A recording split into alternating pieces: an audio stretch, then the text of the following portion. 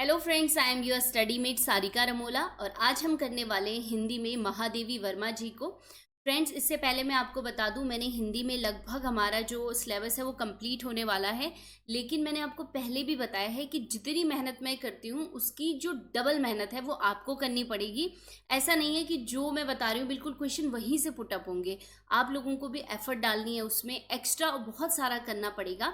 हम लोग तो एक मार्ग दिखा सकते हैं ना कि यहाँ से पूछे जाते हैं क्वेश्चन, और आप उसके बेस पर और उसमें मेहनत करेंगे। ठीक है, तो चलिए पढ़ते रहिए आप लोग। और आज हम पढ़ेंगे महादेवी वर्मा जी को, और मैंने हमेशा कहा है कैसे एग्जाम पॉइंट ऑफ व्यू की तरह से हम इनको पढ़ेंगे। जो जो इंपॉर्टेंट पॉइंट होंगे उसके हिसाब से हम पढ़ेंगे। ठीक है, तो चलिए स्टार्ट कर लेते हैं महादेवी वर्मा जी को।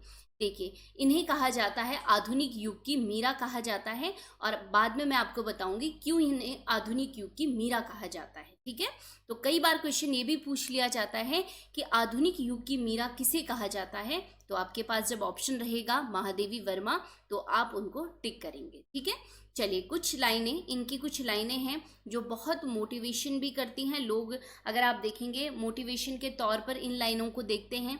इनकी काव्य की ये लाइनें हैं और ये बहुत लंबी लाइनें हैं, लेकिन हम दो लाइनें यहाँ पे देख लेते हैं। महादेवी वर्मा जी कहती हैं, पंथ रहने दो अपरिचित, प्राण रहने दो अकेला। इसका मतलब क्या हुआ? महादेवी वर्मा जी कहती हैं कि लक्ष्य पथ पर यदि कोई साथ चले न चले, अकेला ही चलना पड़ता है, तब भी वे निरंतर आगे बढ़ती रहेंगी और अपरिचित मार्ग के समस्त संकटों को संघर्ष झेलकर अज्ञात प्रियतम के पास पहुंच जाएंगी। ठीक है, तो ये इसका अर्थ हुआ। तो चलिए ये लाइनें हमने देख ली। कभी कभी ऐसी चीजें भी पूछ ली जाती हैं। इसके बाद अगर हम बात करेंगे तो जो महादेवी वर्मा जी थी वो हिंदी भाषा की कवित्री थी, और इनका जो टाइम पीरियड माना जाता है युग के हिसाब से, ठीक है, हिंदी में युग क्या करे हैं, डिस्ट्रीब्यूट किए गए हैं, तो इन्हें माना जाता है हिंदी साहित्य में छायावादी युग का कवि माना जाता है। ठीक है, अब आप देखिए, मैंने आपको यहीं पे मैं आपको बता देती हूँ, जो छायावादी युग रहा है वो 1918 से 1936 तक माना जाता है। ये छायावादी युग था। ठीक है, तो इस छायावादी युग में चार स्तंभ हुए हैं, चार ऐसे लेखक, ऐसे साहित्यकार हुए हैं जिन्होंने छायावादी युग को खड़ा करके रखा है। ठीक है, उनमें से एक महादेवी वर्मा जी को भी माना जाता है। तो हम इन चार स्तंभों को देखते हैं। एक इसमें सुमित्रानंदन पंत जी, जयशंकर प्रसाद, सूर्यकांत त्रिपाठी निराला, और चौथी महादेवी वर्मा। ठीक है, इन चारों को माना जाता है छायावादी युग का चार स्तंभ। ठीक है, इसमें से जो महादेवी वर्मा थी ये बौद्ध दर्शन से प्रभावित थी, यानी जो इनके विचार कहीं ना कहीं प्रभावित थे वो बौद्ध दर्शन पर आधारित थे। ठीक है, तो ये चीजें भी आपको याद रखनी है, क्योंकि इनमें से आपके जयशंकर प्रसाद भी आपके पास है, महादेवी वर्मा जी हैं, सुमित्रानंदन पंत हैं, तो ये आपके पास है। तो आपको पता होना चाहिए कि इन्हें छायावादी युग के कवि माना जाता है। और आपके पास क्वेश्चन भी आ सकता है कि कौन इनके से चार स्तंभों में से है या नहीं है। ठीक है, बेसिकली छायावादी युग को रहस्यवाद भी कहा जाता है, ज्यादातर लोगों ने इसे रहस्यवाद भी कहा है। ठीक है, और टाइम पीरियड की बात करेंगे तो ये मैंने आपको बता दिया है, 1918 से लेकर 1936 तक रहा है छायावाद का टाइम। ठीक है, अब हम देख लेते हैं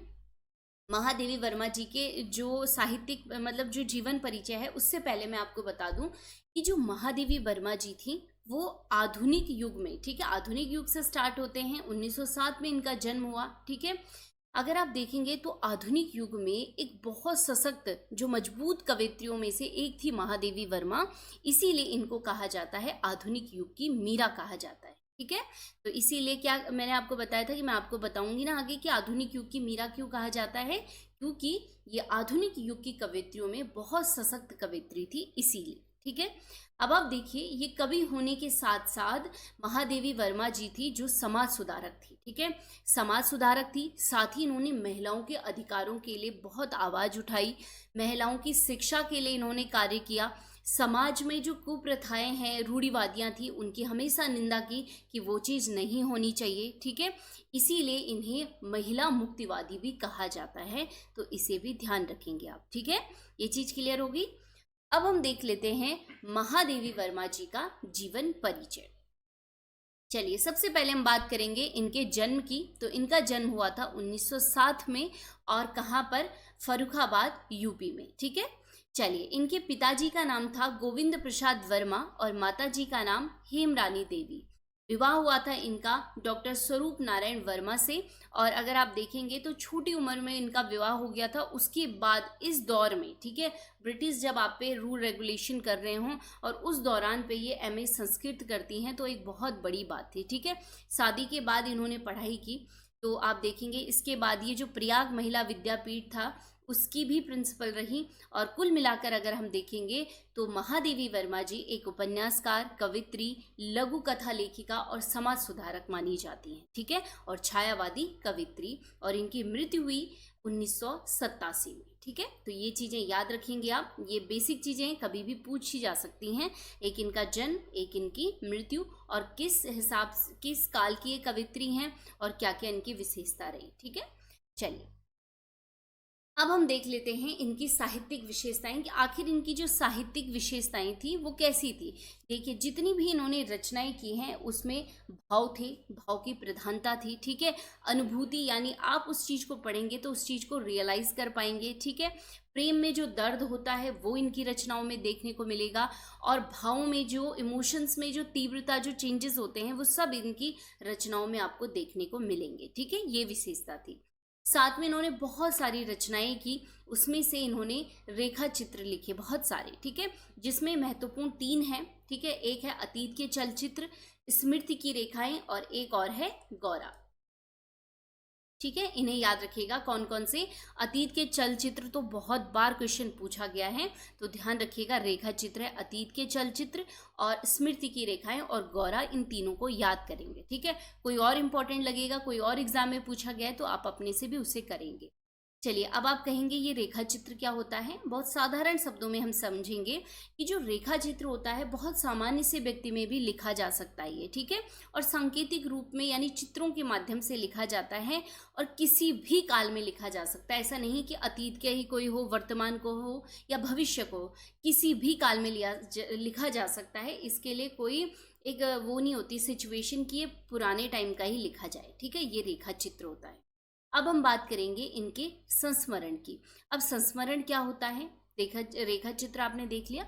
संस्मरण की हम बात करेंगे तो संस्मरण क्या होता है, अतीत पर आधारित होता है, ठीक है। ध्यान रखिएगा, जो चीज हो चुकी है उस पर आधारित होता है, और किसी महान व्यक्ति का होता है, किसी सामान्य व्यक्ति का नहीं बल्कि महान व्यक्ति का होता है, और इसमें भावों की प्रधानता होती है, शब्दों की प्रधानता होती है, ठीक है। ये बेसिक अंतर है इसमें। इनके जो संस्मरण है वो है पथ के साथी, मेरा परिवार, ये इंपॉर्टेंट है। इसके अलावा आपने अपनी स्कूल टाइम में पढ़ी होगी इनकी फेमस कहानी गिल्लू, ठीक है। इस गिल्लू में इन्होंने बताया है कि किस प्रकार से एक गिलहरी से इनको लगाव होता है, घायल गिलहरी को ये पकड़ती हैं। पूरी जिंदगी जो गिलहरी की होती है 2-2.5 साल की, वो इनके साथ गुजरी। तो ये कहानी आप यूट्यूब वगैरह से सुन सकते हैं अगर आप भूल गए तो। वैसे स्कूल में सबने पढ़ी होगी, ठीक है, तो कहानी याद रखिएगा। इसके बाद आ जाता है निबंध संग्रह। निबंध संग्रह में इनके इंपॉर्टेंट है श्रृंखला की कड़ियाँ, साहित्यकार की आस्था, क्षणदा, चिंतन के क्षण, ठीक है। तो निबंध संग्रह में कौन से हैं एक बार फिर से देख लेते हैं। श्रृंखला की कड़ियाँ, साहित्यकार की आस्था, क्षणदा और चिंतन के क्षण, ठीक है। तो बेसिकली जो एग्जाम में पूछ लिया जाता है, कभी इनकी सीधे रचना पूछ ली जाती है, लेकिन अगर वो थोड़ा सा उसे हार्ड बनाना चाहते हैं अगर पेपर को, तो पूछ लेंगे कौन सा रेखा चित्र है, कौन सा संस्मरण है, कहानी कौन सी है, निबंध संग्रह कौन से हैं। तो ये इंपॉर्टेंट है, आपने देखना है, ठीक है। चलिए, अब हम देख लेते हैं पत्रिकाओं की बात करेंगे तो 2 पत्रिकाओं का प्रकाशन इन्होंने करवाया, एक चांद और एक साहित्यकार। 2 इंपॉर्टेंट है, कौन कौन सी, चांद और साहित्यकार, ठीक है। चलिए, इसके अलावा इनका कविता संग्रह जो था, इनकी वजह से ये बहुत फेमस हुई थी, बहुत अच्छी इन्होंने कविता संग्रह की। इसमें देखिएगा आप, निहार हो गया, रश्मि, नीरजा, सांदे गीत हो गया, दीप शिखा, ठीक है, इंपॉर्टेंट करिएगा इसे, और सप्तपर्णा, अग्निरेखा, ठीक है। तो ये सातों के सातों इंपॉर्टेंट है, एग्जाम में पूछे गए हैं ये। इसके अलावा कविता संग्रह देख लीजिएगा आप, ठीक है, इसको आप लिखेंगे प्रॉपर अपने नोटबुक में। इसके अलावा बाल कविताओं की बात करेंगे तो ठाकुर जी भोले हैं और आज खरीदेंगे हम ज्वाला, ये इनकी प्रमुख बाल कविताएं, ठीक है। एक बार फिर से बोल रही हूँ, ठाकुर जी भोले हैं और आज खरीदेंगे हम ज्वाला, ये 2 प्रमुख बाल कविताएं, ठीक है। चलिए इसके अलावा हम बात कर लेते हैं इनको कौन कौन से पुरस्कार, कौन कौन से सम्मान मिले। तो महादेवी वर्मा जी को बहुत सारे पुरस्कार मिले, क्योंकि मैंने आपको बताया है वो जो टाइम है, वो लेखकों का जो टाइम पीरियड रहा है आज़ादी के दौरान का, जब ब्रिटिश हम पे क्या कर रहे थे, रूल कर रहे थे, स्वतंत्रता आंदोलन चल रहा था, तो उनका जीवन कभी भी, मैंने कहा है, सरल नहीं रहा है। ठीक है, चुनौतीपूर्ण जीवन रहा। उसके बाद भी उन्होंने इतना काम किया है जो वर्तमान तक आज हम लोगों को और भविष्य में भी सबको प्रेरित करता रहेगा। तो इस आधार पर इनको बहुत सारे पुरस्कार मिले हैं, लेकिन हम कुछ इंपॉर्टेंट पुरस्कार को यहाँ पे डिस्कस करेंगे। ठीक है, चलिए 1943 में मंगला प्रसाद पारितोषिक इनको पुरस्कार मिला और उसी साल भारत भारती पुरस्कार से इन्हें सम्मानित किया गया। ठीक है, इसके अलावा 1956 में 1956 में साहित्यिक सेवा के लिए इन्हें पद्म भूषण से सम्मानित किया गया और 1971 में, ठीक है, इन्होंने साहित्य अकादमी की सदस्यता ग्रहण करने वाली ये प्रथम महिला बनी थी। तो इसलिए क्या है, ये इम्पोर्टेंट हो जाता है। ठीक है, चलिए इसके अलावा इनका एक काव्य संग्रह है यामा, मैंने आगे नहीं बताया क्योंकि मैं यहाँ पे आपको बताती। यामा इनका काव्य संग्रह था जिसको 1982 में ज्ञानपीठ पुरस्कार से सम्मानित किया गया, और इसको आप याद कर लीजिए क्योंकि बहुत बार एग्जाम में पूछा जाता है। ठीक है, या तो पूछ लिया जाएगा कि ज्ञानपीठ पुरस्कार उनकी किस रचना को मिला, या यामा किसकी रचना है, पूछा जा सकता है। ठीक है, चलिए जब इनकी मृत्यु हो गई 1987 में मृत्यु हुई, उसके बाद 88 में इनको मरणोपरांत मरने के बाद पद्म भूषण से भी सम्मानित किया, पद्म विभूषण से भी सम्मानित किया गया। ठीक है, 56 में पद्म भूषण मिल गया था और 88 में क्या मिला था, पद्म विभूषण मिला था। ठीक है, चलिए इसके अलावा अगर आप देखेंगे तो 1991 में भारत सरकार में जो डाकतार विभाग है, यानी जो पोस्ट ऑफिस है, उन्होंने जयशंकर प्रसाद जी के साथ 2 रुपये का टिकट यानी युगल ज्वाइंट रूप से इनके निकाला था, जिसमें एक तरफ जयशंकर प्रसाद जी और दूसरी तरफ कौन थे, एक ही फ्रंट में ही, ठीक है, दूसरी साइड कौन, महादेवी वर्मा जी, एक 2 रुपये का नोट निकाला था इन्होंने। ठीक है, युगल टिकट इसे कहा जाता है।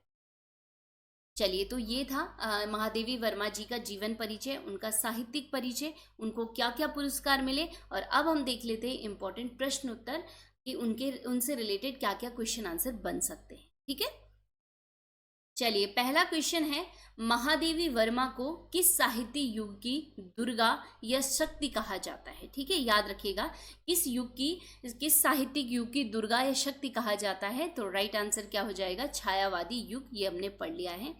नेक्स्ट क्वेश्चन है, छायावाद के प्रसिद्ध कवि सूर्यकांत त्रिपाठी निराला, ये मैंने आपको भी बताया था। ठीक है, छायावाद के 4 स्तंभ थे, इनमें से सूर्यकांत त्रिपाठी निराला जी ने महादेवी वर्मा को किस विशेषण से संबोधित किया। तो इसका राइट आंसर क्या हो जाएगा, हिंदी के विशाल मंदिर की सरस्वती इन्होंने कहा महादेवी वर्मा जी को। ठीक है, चलिए तीसरा क्वेश्चन है, महादेवी वर्मा के किस निबंध में भारतीय भाषा और संस्कृति की विस्तृत चर्चा की गई है। तो इसका राइट आंसर क्या हो जाएगा, संकल्पिता इसका राइट आंसर हो जाएगा। ठीक है, नेक्स्ट क्वेश्चन है, महादेवी वर्मा को किस काव्य संग्रह के लिए ज्ञानपीठ पुरस्कार से सम्मानित किया गया। तो राइट आंसर क्या हो जाएगा, यामा के लिए किया गया। ठीक है, अभी आपको बताया मैंने पीछे। नेक्स्ट क्वेश्चन है, किस पत्रिका का संपादन महादेवी वर्मा द्वारा किया गया। 4 ऑप्शन है और मैंने आपको बताया 2 जो मुख्य पत्रिकाएं थी इनकी, एक साहित्यकार और दूसरी चांद। ठीक है, तो राइट आंसर क्या हो जाएगा, चांद हो जाएगा। छठा क्वेश्चन है, निम्न में किसे आधुनिक युग की मीरा कहा जाता है। तो राइट आंसर क्या हो जाएगा, महादेवी वर्मा हो जाएगा। आपको अभी जैसे आपने पढ़ लिया है ना, तो आपको बहुत इजी लग रहा होगा कि मैम ने जो पढ़ाया वही क्वेश्चन क्यों करवा रही हैं, लेकिन एग्जाम में जब ऐसे क्वेश्चन आते हैं तो हम लोग इधर उधर देखते हैं कि ये कहाँ से आ गया है। आते इजी ही क्वेश्चन है, बशर्ते हमने उसके बारे में पहले पढ़ा हो। ठीक है, तो अभी आपको ईजी लग रहे होंगे वो। क्वेश्चन नंबर 7 है, महादेवी वर्मा की मृत्यु किस वर्ष हुई, मृत्यु पूछी गई है। तो राइट आंसर क्या हो जाएगा, 1987 आ जाएगा। और ये इसलिए इंपॉर्टेंट हो जाता है क्वेश्चन क्योंकि इसके बाद अगर आप देखेंगे तो इन्हें पद्म विभूषण से सम्मानित किया गया और जयशंकर प्रसाद जी के साथ इनका युगल टिकट निकला था, तो इसलिए इंपॉर्टेंट हो जाता है इनकी मृत्यु का साल। ठीक है, नेक्स्ट क्वेश्चन है, महादेवी वर्मा के बंगले का नाम क्या था। इंपॉर्टेंट क्वेश्चन है, काफ़ी बार पूछा गया है और राइट आंसर क्या हो जाएगा, मीरा मंदिर इसका राइट आंसर हो जाएगा। ठीक है, और कहाँ पे है ये, उत्तराखंड नैनीताल के रामगढ़ में है, इसलिए ये इंपॉर्टेंट हो जाएगा। नेक्स्ट क्वेश्चन है, एक छोटे से जीव गिलहरी से महादेवी वर्मा के लगाव व उसके मिलने व बिछड़ने की कहानी किस रचना में है? तो राइट आंसर क्या हो जाएगा? गिल्लू इसका राइट आंसर हो जाएगा। ठीक है, नेक्स्ट क्वेश्चन है, निम्न में से कौन सी रचना महादेवी वर्मा की है? ठीक है, 4 ऑप्शन है और राइट आंसर क्या हो जाएगा? यहाँ पे इनकी रचना पूछी गई कौन सी? रेखा चित्र पूछा गया है, अतीत के चलचित्र हो जाएगा। ठीक है, इसके अलावा जो ये चारों हैं, आप पीछे वीडियो देखिएगा, द्विवेदी प्रसाद, हजारी प्रसाद द्विवेदी जी, राहुल सांकृत्यान हो गए आपके, और प्रेमचंद, इनसे रिलेटेड ये रचनाएं हैं, तो आप देखेंगे ये किसकी है। ठीक है, चलिए नेक्स्ट क्वेश्चन है, 11वां क्वेश्चन है, महादेवी वर्मा को मरणोपरांत निम्न में से किस सम्मान से सम्मानित किया गया? तो राइट आंसर क्या हो जाएगा? पद्म विभूषण हो जाएगा। और कब? 1988 में। ठीक है, चलिए, तो ये हो गए हैं महादेवी वर्मा से संबंधित महत्वपूर्ण प्रश्न उत्तर भी, उनका जीवन परिचय, साहित्यिक परिचय, सब कुछ। और बहुत सारे बच्चों को ये है कि मैं तब तक एग्ज़ाम तक ये करवा पाऊंगी या नहीं, तो मैं आपको किसी भी हालत में सारे राइटर कंप्लीट करवाऊंगी। साथ में हम क्वेश्चन पेपर भी करेंगे। कुछ कारणवश मैं नहीं डाल पा रही हूँ कभी कभी वीडियो, लेकिन मैं कोशिश कर रही हूँ कि मैं डेली आप लोगों को प्रोवाइड करवाऊँ। ठीक है, तो आप पढ़ते रहिए, बहुत एफर्ट से पढ़िए। मिलते हैं हम नेक्स्ट वीडियो में, तब तक के लिए धन्यवाद।